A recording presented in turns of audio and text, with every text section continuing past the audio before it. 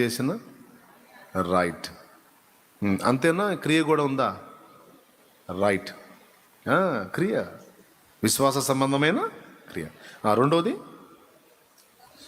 స్వస్థత పొందుటకు స్వస్థపరచగల దేవుని శక్తి యందు విశ్వాసం ఉంచాలి.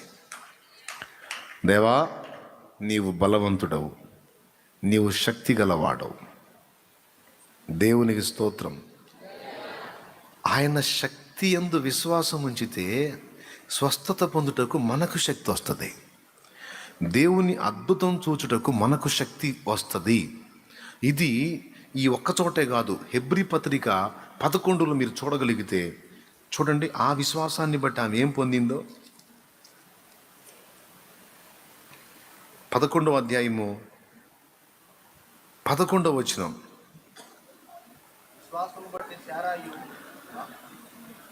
వాగ్దానము చేసిన వాడు నమ్మదగిన వాడని ఎంచుకొనెను.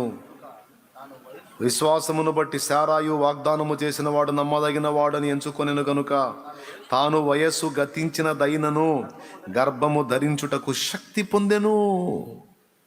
దేవునికి మహిమ. హల్లెలూయా. ఎప్పుడు జరిగింది ఆ కార్యం? ఒక్కసారి చెప్పండి నాకు. చెప్పనా? దేవుడు పలికిన ఒక మాట తర్వాత జరిగింది. 18 ఆదికాండం 18లో అబ్రహాం ఇంటికి వచ్చాడు కదా. ఇంటికి వచ్చి ఆయన పెట్టిన రొట్టెలు అది తిన్నాడు కదా. తిని వెళ్ళబోయేటప్పుడు మాట అంటాడు, మీదటికి ఈ కాలమున నిర్ణయ కాలమున మళ్ళా వస్తాను, అప్పుడు నీ భార్య అయిన శారా నీకు కుమారుణ్ణి గంటుంది అన్నప్పుడు గుడారంలో ఉన్న శారా నవ్వుతుంది. అప్పటికి ఆమె ప్రెగ్నెన్సీతో ఉందా? లేదు. వయస్సు గతించిన స్త్రీ, స్త్రీ ధర్మం నిలిచిపోయింది. ఆ కండిషన్లో ఉంది. నవ్వింది. అవునా? అప్పుడు దేవుడు బయట ఏమన్నాడు? శారా నవ్వనేలా? ఏమని నవ్వనేలా? తీయండి నాయన. ఆదికాండం 18వ అధ్యాయం 11 ఈయన సరిగా చూడాల. చూశాడా? ఎన్నో వచనం? సరే 11 నుంచి చదవంటారా. ఏం పోయింది ఇప్పుడు? మనం ఏమన్నా పరిగెత్తాలా ఏంది?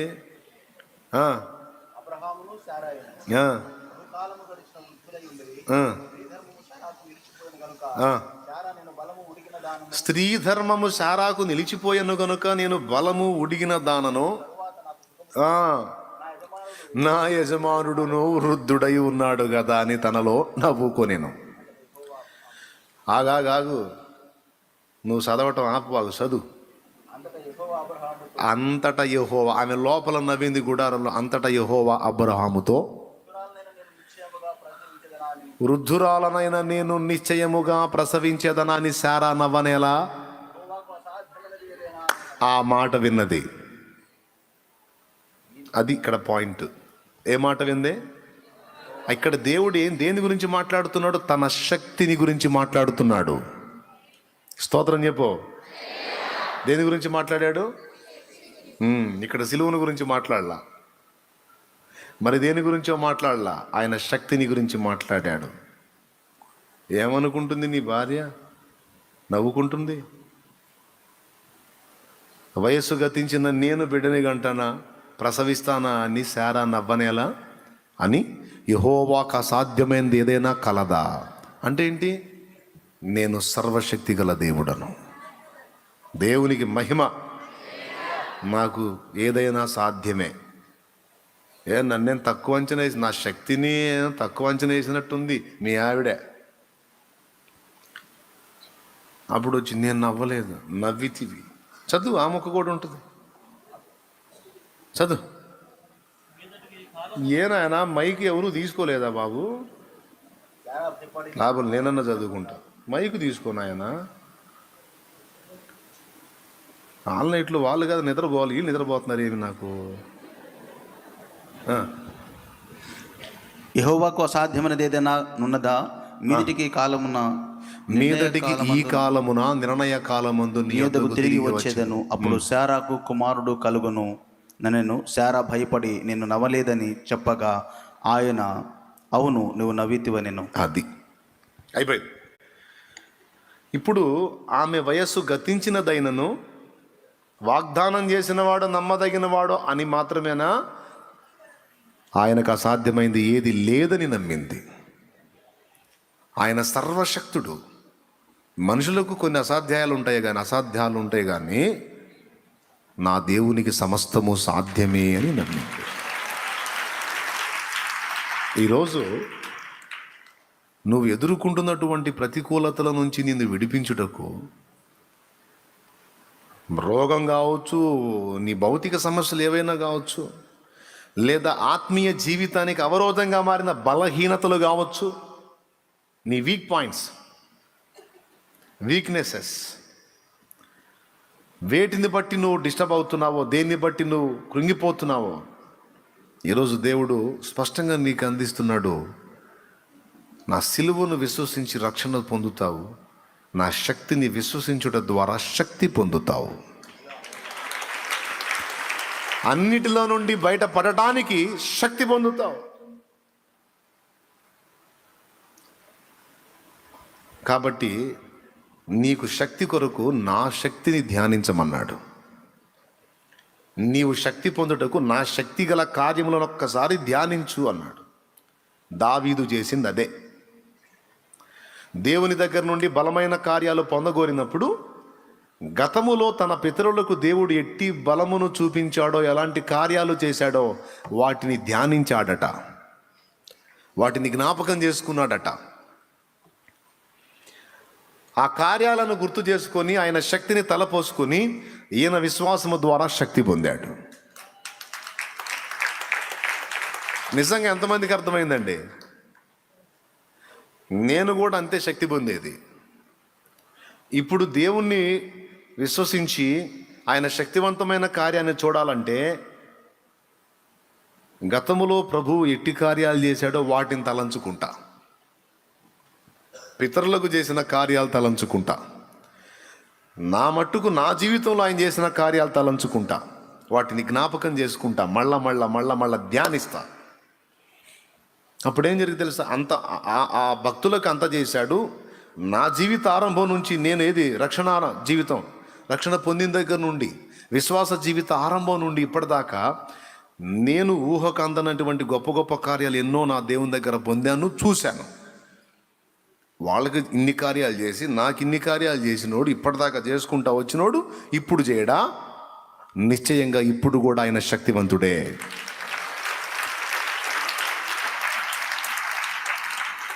సో విశ్వాసమును బట్టి నేను శక్తి పొందినట్లు దేవుని శక్తిగల కార్యములను, ఆయన శక్తిని నాకు సూచించేటువంటి విషయాలను ధ్యానిస్తా.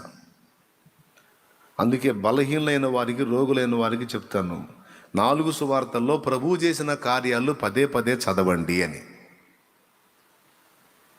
చదవండి, వాక్యాన్ని పదే చదవండి. ఏం చదవమంటావు? నీ వలె రోగులుగా ఉన్నవారు ఆయన స్పర్శ చేత ఎలాగూ స్వస్థత నొందితురో కొంచెం చదవండి. మీ విశ్వాసం బలపడుతుంది, మీ దృష్టి ఆయన శక్తి మీదకి వెళుతుంది. అప్పుడు ఆయన ప్రభావం నిన్ను ఆవరించి నీవు బాగుపడతావు, నీవు శక్తి పొందుతావు అని చెప్తున్నాను నేను. క్లియర్గా ఉందా? రైట్. దేవునికి మహిమ కలుగును గాక. హల్లెలూయా. శిష్యులు విశ్వాసులా కాదా?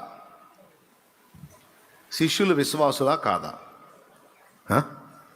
యోహాను సువార్త 2లో నీళ్ళని ద్రాక్షరసంగా మార్చినప్పుడు ఆ మొదటి సూచక్రియ చూసి ఆయన శిష్యులు ఆయన యందు విశ్వాసముంచిరి అని రాయబడి ఉంది. యోహాను సువార్త 2వ అధ్యాయంలో కనపడలేదా? నేనే చూపిస్తా. యోహాను సువార్త 2వ అధ్యాయము. ఈ స్థలం ఎటుపోయింది? నిద్రపోతుందా? ఎటుపోయింది? గలిలయలోని కానా వచ్చింది. స్థలం వచ్చింది అసలుకి. 11 యోహాను సువార్త 2వ అధ్యాయము 11. గలిలయలోని కానాలో యేసు ఈ మొదటి సూచక క్రియను చేసి తన మహిమను బయలుపరచెను. అందువలన ఆయన శిష్యులు ఆయన యందు విశ్వాసం ఉంచిరి. అది దేవునికి మహిమ. బాగా వినండి. ఆయన శిష్యులు ఆయన యందు విశ్వాసం ఉంచారు. ఇప్పుడు శిష్యులు విశ్వాసులా కాదా? పెద్దగా చెప్పండి అండి. రైట్, విశ్వాసులేగా, డౌట్ లేదుగా. ఇది యేసు ప్రభు చేసిన మొదటి సూచక్రియ, మధ్యలో సూచక్రియ, చివరి సూచక్రియ. రైట్, మొదటి సూచక క్రియ. ఇప్పుడు మార్కు సువార్త 9కి పోదాం. మార్కు సువార్త 9వ అధ్యాయానికి పోదాం. వాళ్ళు ఎవరో యేసు ప్రభువే చెబుతున్నాడు చూడండి, తిడుతున్నాడు వాళ్ళని. మార్కు సువార్త 9వ అధ్యాయము 19వ వచనం నుంచి చదువురా తల్లి. అందుకైన మైక్ ఉంది కదా, చదువున్నాను. అందుకైన విశ్వాసము లేని తరము వారలారా, నేను ఎంతకాలం మీతో నుందును, ఎంతవరకు మిమ్మల్ని సహింతును, వానిని నా యుద్ధకు తీసుకుని రండని వారితో చెప్పగా. ఇప్పుడు చెప్పండి, ఇప్పుడు నాకు వాళ్ళని ఏమని చెప్పాడు? వాళ్ళని ఏమని పిలిచాడు? విశ్వాసము లేని తరము వారలారా. అదేంది? వాళ్ళకి విశ్వాసం ఉందా లేదంటే? ఇందాక మీరు ఏమన్నారు? పెద్దగా చెప్పండి, మాట తేడా రాకూడదు. ఏమన్నారు మీరు? వాళ్ళకి విశ్వాసం ఉందా లేదంటే? ఉంది అన్నారు. మరి యేసయ్య ఏంది వాళ్ళని అట్ట తిడుతున్నాడు? విశ్వాసము లేని తరం వారలారా అన్నాడా, ఉన్న తరం వారలారా అన్నాడా? మరి ఇప్పుడు మీరు చెప్పారు ఇందాక, రైటర్ రంగా విశ్వాసం ఉంది వాళ్ళకి నిజంగానే. అది ఎంతకాలం మీతో కూడా ఉందును, ఎంతవరకు మిమ్మును సహింతును, విశ్వాసము లేని తరమ వారలారా అన్నాడు. అంటే అర్థం ఏంటి? వీళ్ళు క్రీస్తు ప్రభు శక్తి మీద డిపెండ్ అయ్యారు. మా ప్రభు శక్తి గల్లోడు, మా ప్రభు అట్లా, మా ప్రభు ఇట్లా, మా ప్రభు అంత, మా ప్రభు ఇంత అని ఆయన ఆనందంలో పడ్డారు. స్తోత్రం. అర్థమైందా? యేసయ్య అదేనా కోరాడు? యేసయ్య ఏం కోరాడు?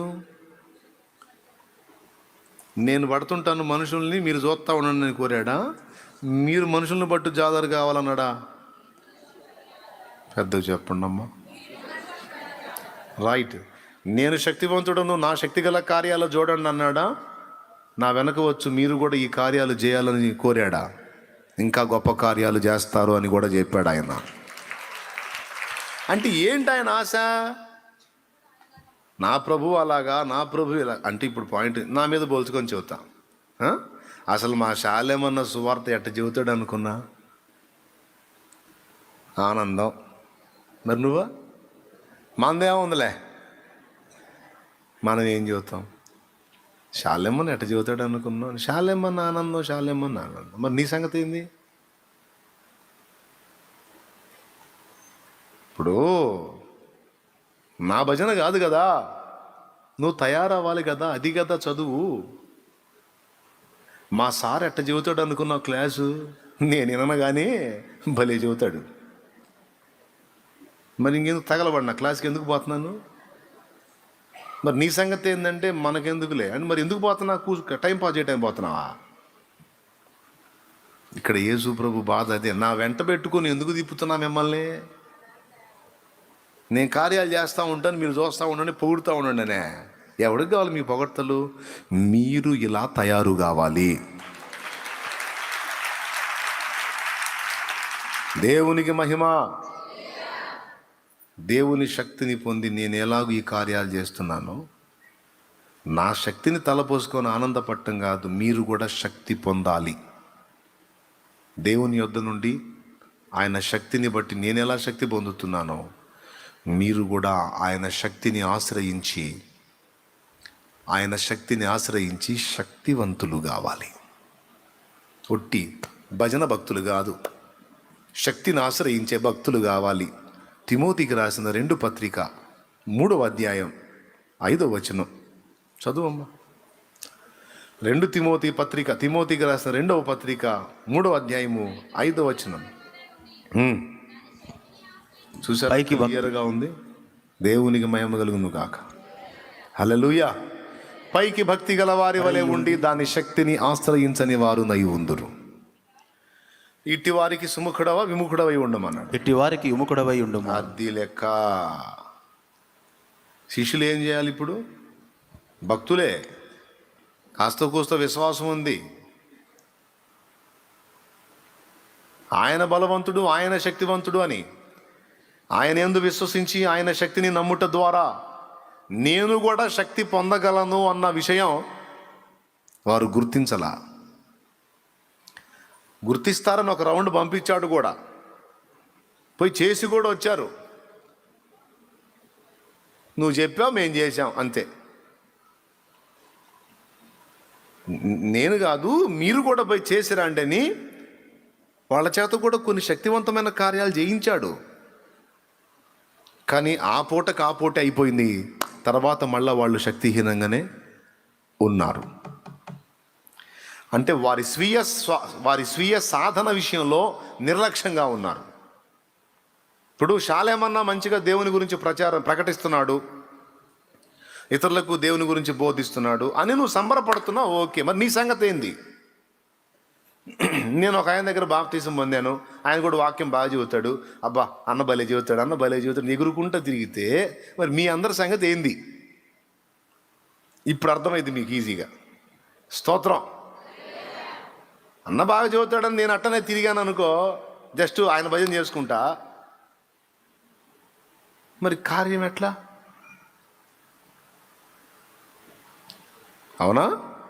రైట్. అన్న మంచిగా వాక్యం చెబుతాడు, నేను కూడా అలాగే దేవుని దగ్గర ప్రాకులాడి పోరాడి ఆ శక్తి పొందుకొని ఆ ఉపదేశ క్రమాన్ని పొందుకొని నేను కూడా అనేకుల్ని ప్రభావితం చెయ్యాలి అనే రంది, ఆ భారము నా గుండెల్లో ఏర్పడితేనేగా పరిచర్య జరిగేది.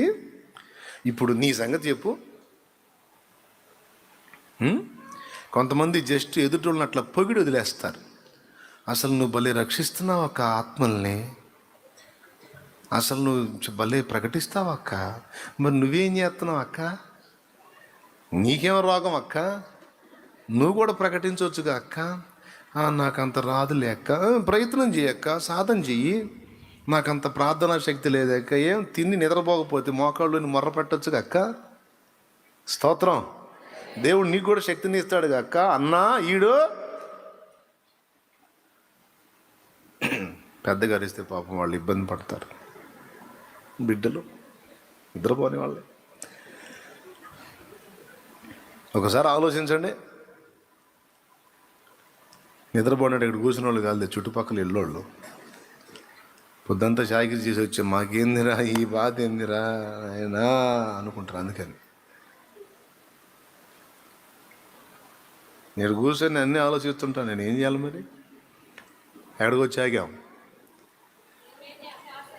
నాకు రక్షణలోకి నడిపించిన ఆయన అద్భుతంగా ప్రకటిస్తాడని నేను ఆగల. నా సొంతంగా నేను కూడా దేవుని పాదాలు పట్టుకొని సాధించుకోవాలి, శక్తి పొందుకోవాలి, ప్రకటించాలి, చిలకలూరుపేట రక్షణలోకి రావాలి, కనీసం కొందరైనా దేవుని వైపు తిరగాలంటే నేను చెప్పాలా లేకపోతే ఆయన దేవాలా? ఇది తర్జనా భర్జన. అవకాశం ఉంటే దైవజనుని తెద్దాం అనుకున్నా 40,000 ఖర్చు అయింది. జస్ట్ మీటింగ్ ఏర్పాటుకి హడావుడికి 40,000 అప్పట్లో. ఇప్పుడు 4 లక్షలు కూడా చాలట్లేదులే. అప్పట్లో 40,000, మన దగ్గర 400 కూడా లేదు. 40 రూపాయలు కనపడితే పండగలాగా ఉంది. 4 రోజులకి పచ్చడి వచ్చింది అన్నట్టుంది వ్యవహారం. మరి సేవలో మరి అన్ని బాధలు పడే వచ్చింది. స్తోత్రం. 40 రూపాయలు కనపడితే పెద్ద మొత్తం అది. 40 రూపాయలు నికరంగా చేతిలో లేదు, కంజర కొంటానే డబ్బులు లేదు. ఆ స్థితిలో మరి 40,000 పెట్టి నేను ఎలా కూటం పెట్టేది? మరి మా ఊరి మీద నాకు భారం ఉంటుంది, కానీ ఆయనకేం భారం ఉంటుంది? సరే, ఆయనకుండే భారం ఆయనకుంది అనుకో, పాపం ఏదో ఆయన వంతు ఆయన చేస్తున్నాడు. మొత్తంగా నాకుంటుంది కదా ఈ గడ్డ మీద పుట్టిన వాడికి. కాబట్టి నేను దేవుని పాదాల దగ్గర కూర్చొని ఆయన్ని తెచ్చి ఆ 40,000 పెట్టి తెచ్చి ఇక్కడ చెప్పించలేను. కాబట్టి ఇతే ఆ డబ్బులన్నా ఇయ్యి, లేకపోతే నన్నన్న వాడుకో. స్తోత్రం. హల్లెలూయా. సో దేవుడు ఏం చేశాడు? పైసలు ఇచ్చి ఆయన రప్పించాడా? నో, పవర్ ఇచ్చి నన్ను వాడుకుంటాని మొదలుపెట్టాడు ఆయన. ఇదో నా గొప్పతనం కోసం చెప్పట్లేదు సుమి, జస్ట్ మీకు మోడల్ కోసం చెబుతున్నా, మాదిరి కోసం చెబుతున్నా అంతే. మళ్ళీ పెద్ద నేనేదో డబ్బాలు నై అవసరం లేదు, మీకు మాదిరి కోసం చెప్తున్నా. పైసలు ఇలే, పవర్ ఇచ్చాడు. అడిగా, నాకు శక్తిని వాడుకో. నేను రాష్ట్రం నాకు ఇవ్వమంటలా, జాన్ నాక్స్ లాగా స్కాట్లాండ్ దేశాన్ని నాకు ఇవ్వమన్నట్టుగా నేను దేశం మొత్తం అడగట్లా, మా ఊరిని రక్షించమని అడుగుతున్నా, ఇక్కడ ఆత్మను రక్షించమని అడుగుతున్నా. నాకు శక్తిని, ఆ వాక్కును ప్రకటించే వాక్కు నాకు ఇవ్వు. అవతల దైవజనుడికి ఇచ్చిన వాడు నాకెందుకు ఇవ్వు? నాకంటే ముందున్న సేవకుల్ని వాడుకున్న దేవుడు నన్నెందుకు వాడుకో? నువ్వు శక్తిగల దేవుడు, నేను ఆశ్రయిస్తున్నా, నీ శక్తిని ఆశ్రయిస్తున్నా, దయచేసి నాకు అనుగ్రహించి నాకు సహాయం చేయతండ్రిని గోజాడుకున్నా. ప్రార్థన అర్థంగా పోలా, దేవుడు కృపనిచ్చాడు. క్రమక్రమంగా ఒక పట్టణమేనా, ఓ విస్తారంగా దేవుడు కార్యం జరిగిస్తున్నాడు, జరిగించబోతున్నాడు. ఆమేన్. రేపు గట్టిగా. అది యేసయ్య బాధ, అది. ఆయన్ని పొగుడుకుంటా తిరుగుతున్నారు కానీ మీ సంగతి ఏందంటున్నాడు ఆయన. అది అక్కడ ఎంతకాలం మీతో ఉందును అంటే అర్థమైంది, నేను వెళ్ళినా మీ అంతటా మీరు మండాలి బాబు అని. అర్థమైందా? అది. అందుకే కొంతమంది ప్రార్థన చేయి అంటున్నా కూడా సీనియర్స్గా కనపడితే ముఖం మీదే చెబుతా, ఇంకా నేను ప్రార్థన చేసేది ఏంది? మోకాళ్ళు కలుసుకో దేవుణ్ణి. ఇంకా చిన్నపిల్లల్లాగానే ప్రవర్తిస్తారా? నేను కనపడితే 2 ముక్కలు ప్రార్థన చేయించుకుని వెళ్తే పరిగెత్తానే ఉంటారా? కూర్చో కాసేపు దేవుని సన్నిధిలో. ఇలా మధ్యాహ్నం కూడా నా దగ్గరికి ఒక ఫ్యామిలీ వస్తే అదే అరిశాను నేను. ఏకాంత ప్రార్థన స్థలానికి వచ్చి కూడా నేను కనపడితే ప్రార్థన చేయి అనుకుంటున్నారు. పోండి అన్న, పోండి ప్రార్థన చెప్పండి, దేవుణ్ణి కలుసుకోండి. ఈ స్థలం ఏ స్థలం? నేను ప్రభువుతో కలుసుకునే ప్రదేశం. ఇక్కడికి వచ్చి నువ్వు చక్కగా వెళ్ళి దేవునితో ఏకాంతంగా ప్రార్థన చేసుకోవడానికి అనుకూలమైన ప్రదేశం నీ కోసం ఏర్పాటు చేస్తే ఇక్కడికి వచ్చి కూడా నా దగ్గర అంటే గంట సేపు ప్రార్థన చేసుకున్నారు పోయి.